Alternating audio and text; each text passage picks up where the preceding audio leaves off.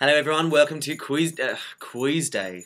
Fuck. Take two. Hello everyone, welcome to Tuesday on the Queen Chat. My name is Victoria Vogue, and this week we get to talk about ourselves. Before I get started with this week's topic though, I would like to give a massive shout out to our yesterday's guest host.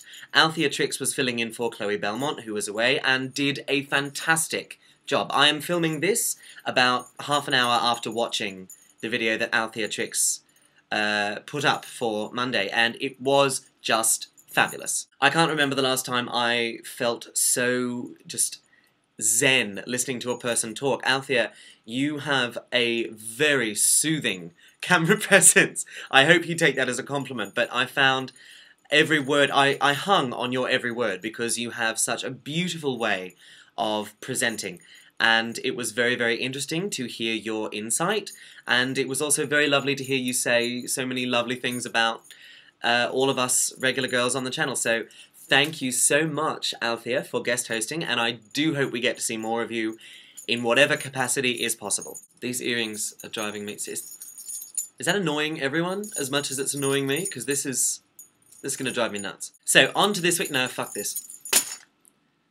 Done with the earrings. Jenna May suggested this week's topic. It was to discuss our drag style, our drag performances, all of that business. So I could talk about this for days, but I'm going to try and keep it short for you. Category or personal style, I don't really think I have one, because one of the things I love about drag is that you can chop and change, and you can try something different, and you can play around with makeup and costumes and jewellery and wigs and do something different if you feel like it. You're not pigeonholed if you're a drag queen. You can, I mean, obviously you are a drag queen and that's what you are and that's what you do, but you don't have to do one type of song. You don't have to have one kind of look. You can do whatever. There are no rules. I like to try a little bit of everything. I like to do glamorous sometimes with fur and diamonds.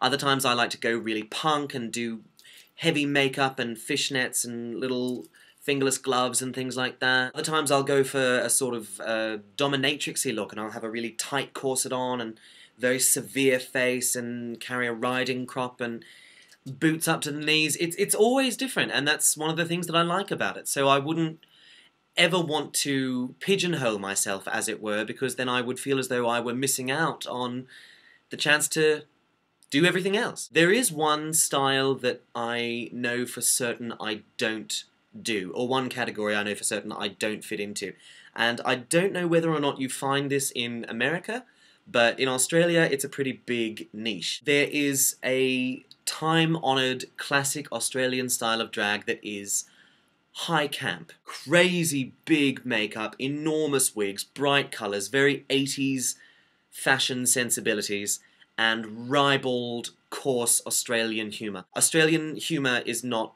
subtle. Neither is your classic high camp Australian drag. There's nothing subtle about high camp Aussie drag. My makeup when I do drag is the type of makeup that an adventurous real woman might wear.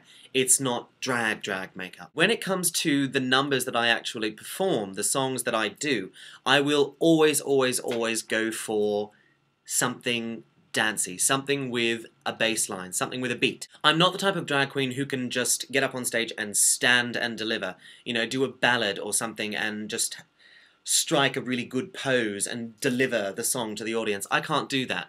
I find myself, I've tried it, and I find myself getting very bored and sort of impatient for the song to finish and quite fidgety, really. If I'm up on stage, I want to have something that not only I'm dancing to, but that the audience is going to dance to as well. I do a lot of Lady Gaga songs, I do a lot of Madonna songs, I do a lot of Goldfrapp songs, anything where I can really get up and have a boogie, because that is me absolutely at my happiest. If I could have it my way though, if I thought I could really get away with it, then I would be up on stage and I would be doing Nine Inch Nails, Marilyn Manson, Crystal Castles, alternative type music, because that's what I listen to. Rob Zombie as well. I would love to be able to get up on stage and do a drag show to Rob Zombie, but it wouldn't work. Now some of you are probably thinking, how do you know it wouldn't work if you've never tried it?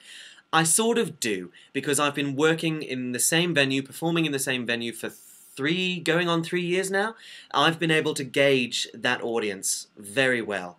in that time. I know what they respond well to, and I know what they don't respond well to. So as much as I would like to be more of an alternative queen, in this town there isn't that much of an audience for it. If I was living in a much bigger city, then there would be bound to be venues that would have that kind of audience that would respond really well to Marilyn Manson or to Nine Inch Nails or to Crystal Castles, but not here. Here I play it safe and go mainstream, but I'm happy with that because I like that kind of music as well. It's just that I don't listen to it at home as much. So that's it from me this week. I hope this video isn't too long. I have a feeling that it will be because I've been filming forever. I'm going to try and edit it down as best I can, but sorry if you just sat through a very long video.